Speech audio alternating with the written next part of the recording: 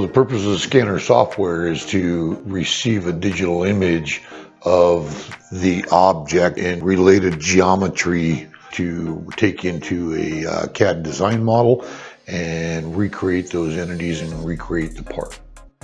We're using the HandyScam by Creaform. When you got like complex surfaces, you can take and scan and recreate that surface right in the software. Where it is going in just directly from CAD, designing from scratch, you may not have exactly the same dimensions.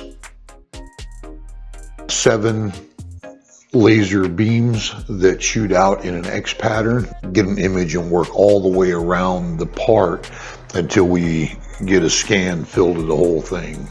Then you can work by picking vertices or points on the computer model and creating planes or circles or cylinders.